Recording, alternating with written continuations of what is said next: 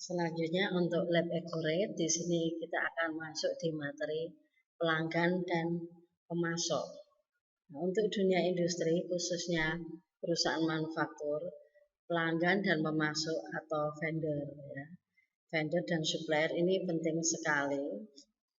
Jadi kalau kita mendengar istilah vendor dan supplier, karena mereka sama-sama memiliki peran penting dalam proses rantai pasokan. Sering mendengar, belum tentu berarti kita perlu benar-benar memahami arti kedua istilah tersebut. Nah, di sini untuk pengertian vendor ya, adalah kata lain dari penjual, sedangkan supplier sering disebut sebagai pemasok. Vendor atau penjual yaitu sangat sederhana, bukan hanya saja istilah penjual dalam proses bisnis, tapi karena istilah manufaktur juga berarti bisnisnya para penjual, sehingga semua perusahaan dikategorikan sebagai penjual. Vendor merupakan seseorang atau salah satu pihak yang membeli produk berupa barang atau jasa dari produsen atau distributor dan menjualnya kembali langsung kepada konsumen. Barang-barang yang dibeli dari vendor bisa berupa bahan baku, bahan penolong, ya, atau spare part hingga barang setengah jadi. Selain itu, bentuk lain seperti jasa juga sering dikerjakan oleh vendor. Memiliki vendor yang bertanggung jawab handal serta selalu memperhatikan kualitas produk ya, yang diminta perusahaan. Pasti di sini akan membuat bisnis menjadi lancar. Itu adalah salah satu vendor atau penjual. Sekarang untuk supplier. Supplier adalah pemasok ya. Jadi di sini supplier sangat penting sekali ya, karena untuk menyediakan barang atau jasa yang dibutuhkan individu maupun perusahaan lain dalam jumlah besar. Berikutnya pada bagian ini di mana perusahaan membuat informasi tentang pelanggan dan pemasok. Informasi yang dimasukkan antara lain ada jenis pelanggan, metode pengiriman, nilai hutang atau piutang. Nah, tipe pelanggan dengan metode pengiriman, maka nanti bisa Anda klik pelanggan dan pemasok. Untuk tipe pelanggan di sini ada grosir, lokal ya dan sebagainya, retail ya. Ada ekspor ya, grosir, lokal, retail, metodenya ada pos, tiki, truk. Jadi nanti untuk metode pengiriman bisa lewat pos atau lewat tiki ya, atau lewat kendaraan berupa truk dan sebagainya. Nah, nanti di sini sudah disediakan, kita tinggal milih. Untuk tipe pelanggan juga kita tinggal milih, kita tinggal klik aja mana yang mau dipakai, sistem pelanggan yang ekspor atau pelanggan yang grosir atau pelanggan yang lokal dan atau pelanggan yang retail. Di sini metodenya banyak sekali, tipe-tipenya dan metode pengiriman kita tinggal milih. Nah, jadi untuk di slide kedua itu untuk pengisian tipe pelanggan dan jasa kiriman. Nah, langkah berikutnya untuk masuk di lab accurate, nanti di sini tinggal Anda klik yang pelanggan dan pemasok, karena di situ kan ada beberapa jenis materi, ada mata uang dan info perusahaan, ada akun dan daftar lain, proyek dan item, aktiva tetap, terus neraca percobaan. Nah, bisa Anda pilih pelanggan dan pemasok, maka akan tampil isinya. Isinya itu meliputi nomor pelanggan, ada nama, ada mata uang, ada saldo, terus selanjutnya ada pertanggal, ada pajak 1, pajak 2, tipe, dan syarat ya. Jadi kita klik aja yang pelanggan dan pemasok. Berikutnya untuk pengisiannya sebagai berikut. Pada saat pengisian pelanggan, di sini ada nomor pelanggan, bisa Anda isi 1001. Nama pelanggan PT Intan Semesta, mata uang rupiah. saldonya tinggal Anda klik aja. Sedangkan untuk nomor faktur F strip 001 ya, F menandakan faktur. Tanggalnya 1 Januari 2009, nilai faktur 3 juta. Syarat pembayaran 2/10 N/30. Ya, nanti untuk syarat pembayaran akan saya jelaskan. Ini kita lanjutkan dulu. Pertanggal itu bisa Anda isi 1 Januari 2009. Pajak 1 adalah PPN. Ya, pajak pertambahan nilai. Tipenya grosir. Ya, jadi di sini untuk pelanggan ini dia tipenya grosir. Sedangkan syarat sama 2/10 N/30. Nah, sekarang untuk keterangan apa 2/10 N/30 itu artinya yang atas itu menunjukkan persentase, yang bawah menunjukkan tanggal transaksi, yang 30 menunjukkan jatuh tempo, artinya 2/10 N/30. Kalau kita membayar mulai hari pertama sampai hari ke-10 maka dapat potongan 2%. Selanjutnya untuk hari ke-11 dan sampai hari ke-30 tidak mendapat potongan. Sedangkan N/30 artinya jatuh temponya hanya 30 hari. Jadi kalau kita membayar mulai hari pertama sampai hari ke-10 dapat potongan 2%. Selebihnya tidak mendapat potongan. Sedangkan untuk jatuh tempo itu hanya 30 hari. Ini syarat itu pasti hutang karena di sini ada syarat. Jadi pembayarannya atau pembeliannya secara kredit. Ya. Kalau cash tidak ada, tapi kalau kredit ada syarat.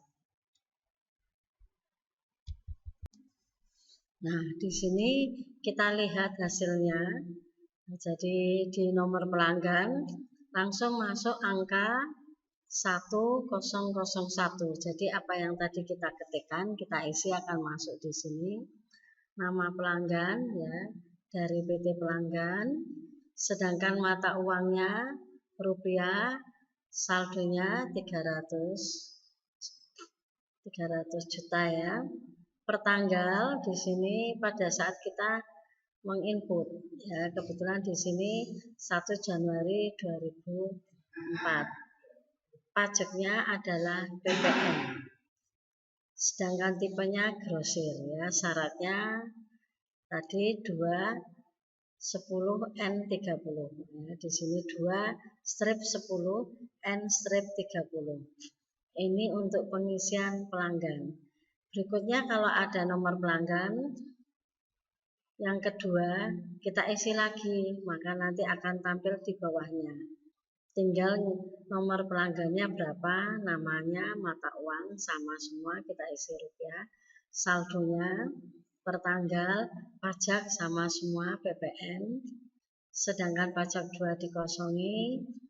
Untuk tipe, ya tipe tergantung dari pelanggan tersebut, dia grosir atau retail ya dan sebagainya. Syarat juga tergantung pada saat pengisian. Jadi pada saat pelanggan ya dengan perusahaan tersebut mengadakan suatu perjanjian ya bagaimana pelanggan memberikan keringanan atau diskon. Di sini dimasukkan di syarat. Kebetulan 2/10 N/30 untuk syaratnya. Ya. Untuk proyek dan item. Pada bagian ini, perusahaan menyiapkan informasi yang berhubungan dengan penilaian persediaan dan mutasi barang yang di gudang. Untuk proyek dan departemen, kita tinggal memilih proyek dan item. Nanti Anda klik karena di sini kan ada beberapa pilihan, ada mata uang dan info perusahaan, ada akun, daftar lain, ada pelanggan pemasok. Nah, kita klik yang proyek dan item. Maka untuk proyek di sini dengan proyek dan departemen Anda dapat menganalisis keuntungan dan kerugian ya. Untuk keterangan singkat, informasi lengkap bisa diisikan sebagai berikut. nomor proyeknya 100, nama proyek penjualan barang kepada, ya, jadi ini untuk tuan siapa ya, kebetulan di sini diisi Y. Bagian proyek Anda kosongkan, nama pelanggan dikosongi. Sedangkan untuk departemen, nanti kita isikan nomor departemen 0001. Sedangkan namanya adalah pusat. Jadi ini masuk di pusat ya, departemen pusat. Untuk keterangan ya, ini kantor pusat. Terus untuk kepala ya, jadi subnya kosongi. Berikutnya untuk departemen 1000 itu nama departemennya sales dan marketing. Ya, keterangan Anda kosongi, kepalanya no, subnya departemen 0001. Berikutnya 1001, nama departemennya adalah processing. Kantor untuk keterangan kosong, kepalanya no, sub departemen 0001. Berikutnya untuk 1002, nomor departemen berarti itu adalah untuk departemen accounting dan administrasi. Keterangan ya kosong semua. Sedangkan untuk kepalanya no, sub departemen 0001 ya. Jadi semua ini subnya dari pusat ya, untuk sales marketing, untuk processing, untuk accounting dan administrasi, ini semua masuk bidang sub dari kantor pusat ya. Sedangkan kodenya sudah ada semua ya. Tinggal kita lihat di dalam gambar berikut ya, untuk slide-nya ini adalah untuk pengisian proyek dan item.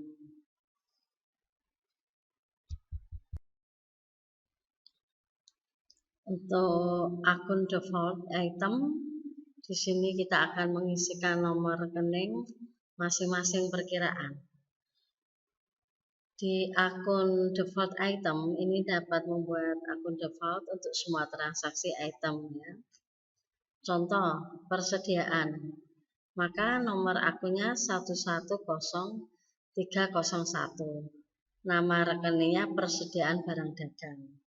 Untuk penjualan, di sini nomor rekeningnya 410101. Nama rekeningnya sama ya, penjualan.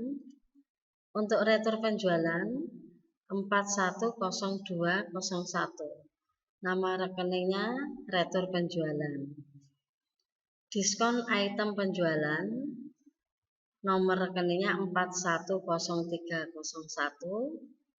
Keterangan untuk nama rekening diskon penjualan. Terus untuk harga pokok penjualan 510101. Nama rekeningnya harga pokok penjualan. Untuk yang retur pembelian 110301, nama rekeningnya adalah persediaan barang dagang. Untuk akun biaya 610301, itu adalah rekening beban lain-lain.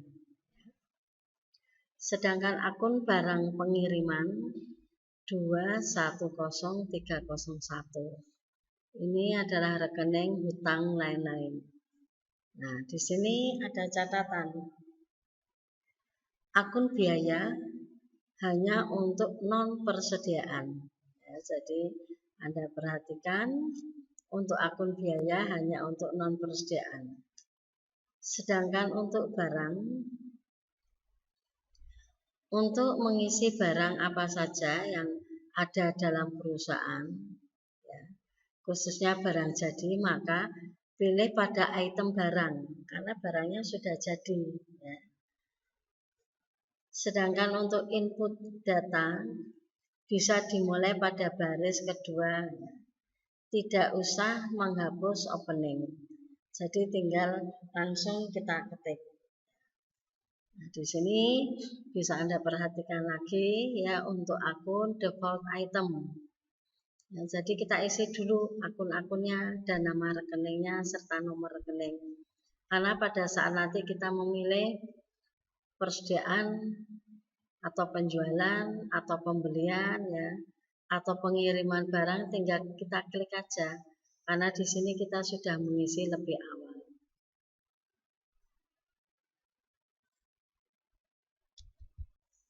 Sekarang untuk barang. Untuk mengisi barang apa saja yang ada dalam perusahaan, khususnya barang jadi, maka bisa kita pilih item barang.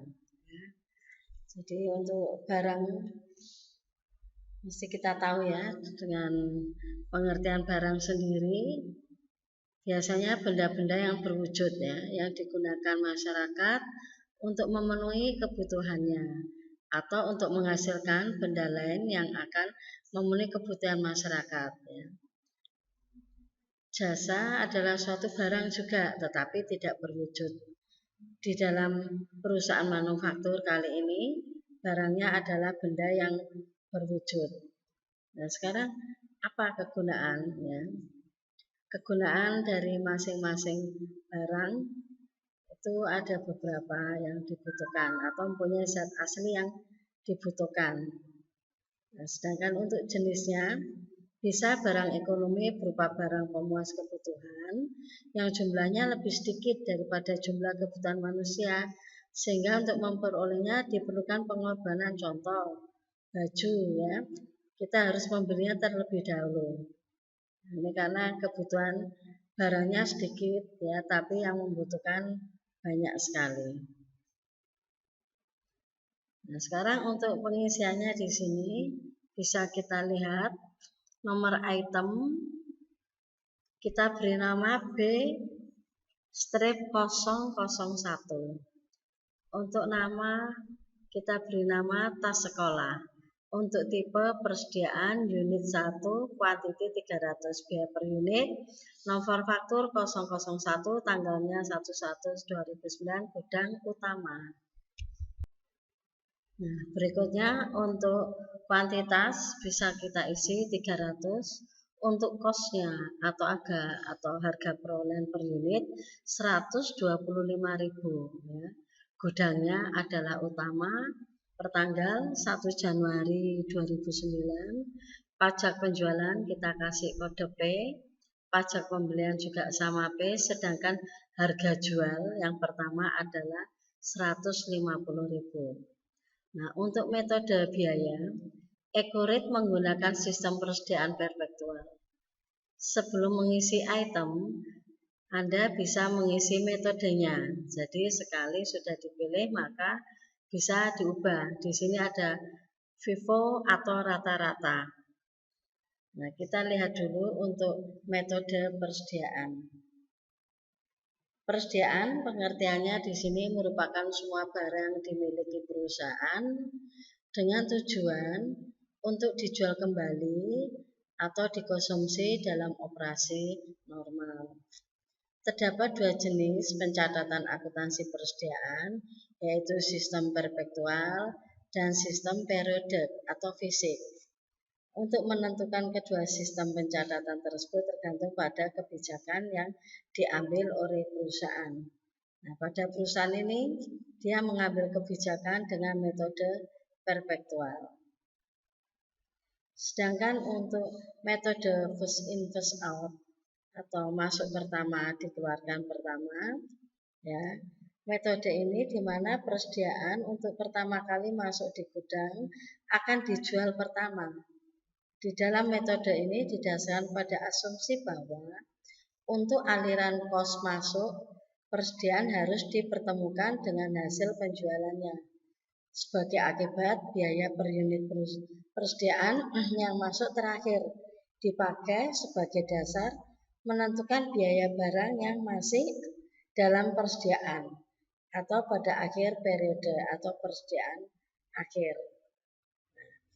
Untuk keterangannya, nomor item bisa kita isi 0, namanya kita isi opening balance, tipenya non persediaan, unit 1 Anda kosongi, kuantiti 0, biaya per unit 0, gudang kosong, pertanggal di sini kita bisa masukkan 31 Desember 2003, pajak penjualannya P ya, Sedangkan untuk yang kedua, nomor item 9001, nama nama barang tas punggung, tipenya persediaan ya. Jadi perusahaan mengolah atau membuat tas tas punggung. Unitnya ini adalah buah ya. Karena untuk unit itu kan ada biji, ada buah ya dan sebagainya, kita isi buah. Kuantiti atau jumlahnya kita isi 600. Sedangkan biaya per unitnya kita isi 500.000. Gudangnya kita isi utama. Pertanggalnya 1 Januari 2004 ya. Pajak penjualannya P. Nah, nanti kalau ada lagi ya kita masukkan lagi. Mungkin nomor itemnya 0002.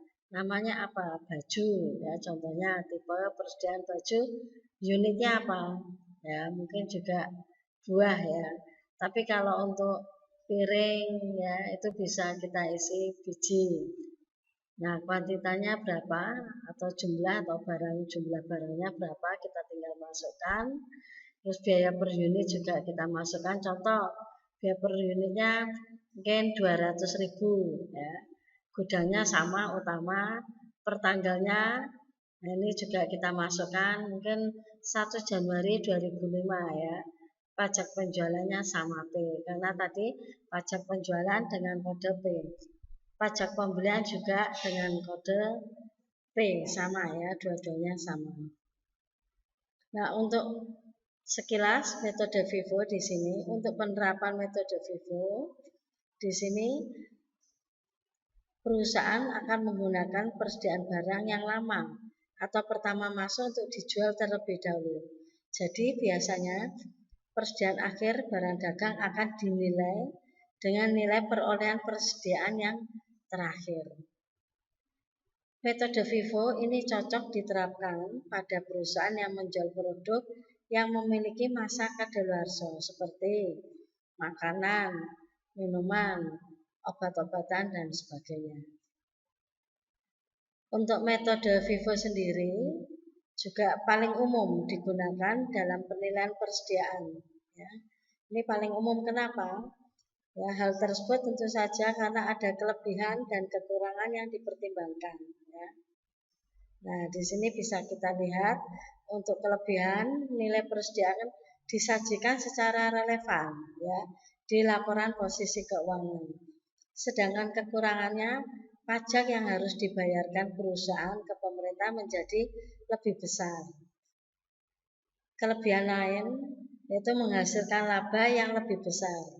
Sedangkan kekurangan laba yang dihasilkan kurang akurat. Nah, ini adalah salah satu kelebihan dan kekurangan dari metode FIFO.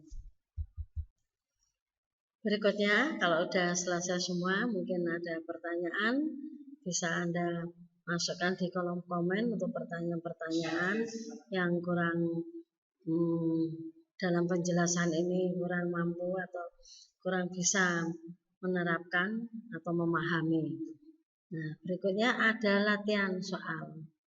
Di sini kita disuruh membuka kembali latihan 1 karena pada kemarin kita membuat latihan dengan nama lat 1 accurate ya. Kita buka, nanti di sini bisa kita masukkan ke open ya, tidak create lagi, tapi kita milihnya yang open. Nah, kita disuruh tambahkan data berikut ini. Kemudian ada syarat pembayaran, diskon itu 2. Hari diskon 10, jatuh tempo 30. Selanjutnya diskon 2, hari diskon 15, jatuh tempo 30. Sedangkan untuk kode pajak ya di sini P, nama PPN, pajak pertambahan nilai. Ya, keterangan pajak pertambahan nilai. Nilai dalam bentuk persen, pajaknya adalah 10%. Ya, karena untuk PPN biasanya 10%. Sekarang untuk diskon 2, 10, 30. Itu artinya Kalau kita membayar mulai hari pertama sampai hari ke-10, maka dapat potongan 2%, jatuh tempo 30 hari.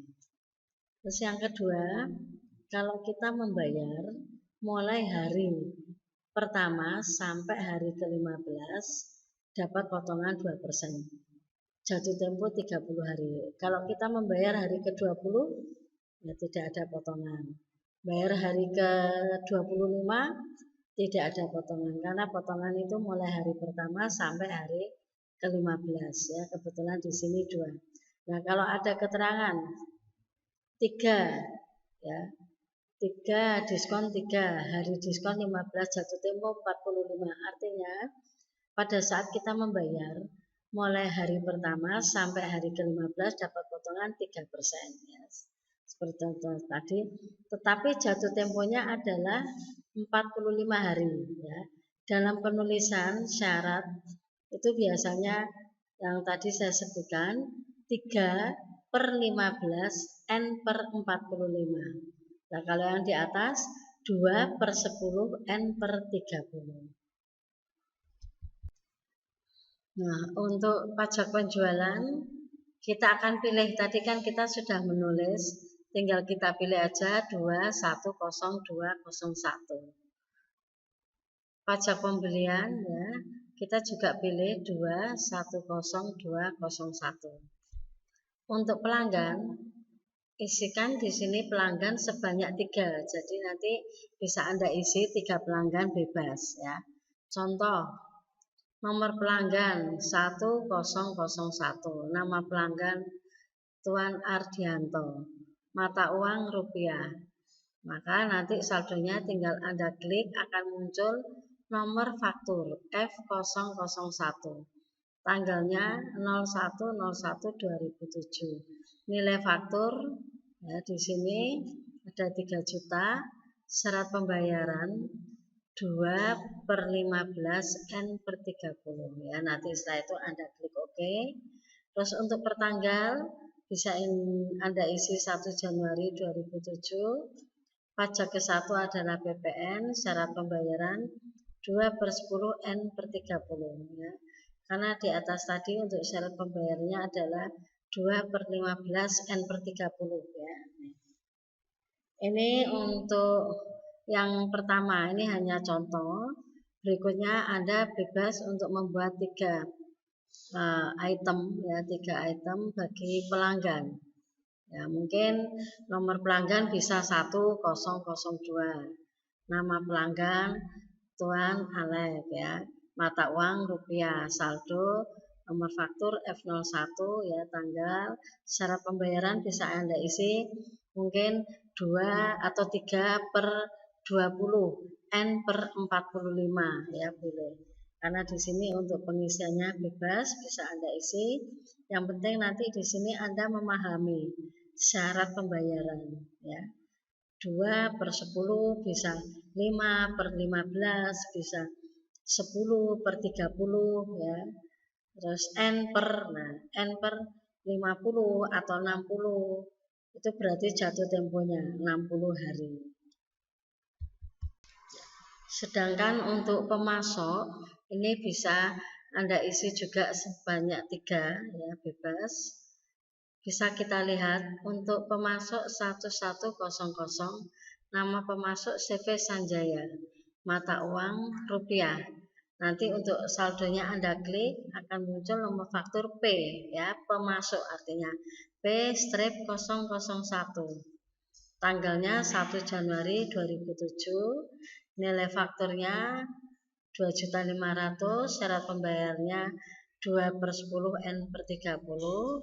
Nanti bisa Anda jawab OK. Pertanggalnya 1 Januari 2007. Pajak ke-1 adalah PPN ya, syaratnya tadi sama 2/10 N per 30. Nah, selanjutnya kalau Anda ingin mengisi contoh nomor pemasok ya, 1200 ya, yang depan 3, yang nomor kedua diganti nomor pemasok 1200. Nama pemasok contoh CV Fokus ya, mata uang rupiah, saldo Nomor faktur, tinggal Anda klik P-002. Tanggalnya mungkin dibuat sama, tidak masalah, 1 Januari 2007. Nilai faktur mungkin 3 juta atau 2 juta atau 2.700.000 ya. Syarat pembayaran bisa Anda isi 5/15 N/45 ya. Itu berarti artinya 5/15 kalau kita bayar mulai hari pertama sampai ke 15 dapat potongan 5%. N/45 jatuh temponya hanya 45 hari. Setelah itu tinggal Anda klik OK. Pertanggalnya bisa Anda buat sama 1 Januari 2007. Pajak 1 PPN, syaratnya tadi yang sudah saya utarakan tadi 5/15 N/45. Karena untuk syarat pembayaran beda-beda ya. Anda buat sama tergantung dari pemasoknya. Pemasoknya bagaimana untuk syarat pembayaran. Karena tiap pemasok mempunyai syarat pembayaran yang sendiri-sendiri. Berikutnya untuk pengisian proyek dan departemen. Untuk nomor proyek bisa Anda isi 100, nama proyek adalah penjualan barang, bagian proyek bisa Anda kosongi. Kemudian untuk proyek yang kedua 101 ya, nama proyek adalah celana jeans, bagian proyek 100. Berikutnya nomor proyek 102. Nama proyek adalah street ya, jadi bagian street. Bagian proyek ini sama 100. Untuk nomor departemen 1001, nama departemen adalah sales dan marketing. Sedangkan 1002 untuk processing. 1003 untuk accounting dan admin. 1004 untuk kantor pusat. Ini untuk pengisian yang kedua. Berikutnya untuk pengisian gudang. Nama gudang bisa Anda isi utama. Keterangan gedung A1. Penanggung jawab SAM ya. Jadi ini penanggung jawab siapa? Gudang yang berikutnya adalah cadangan. Keterangan gedung B1. Penanggung jawab Dini. Nah, untuk pengisian berikutnya tinggal Anda sesuaikan. Setelah semua selesai, maka bisa simpan dan Anda backup dengan nama Lat 2 Ecoret. Selamat mencoba.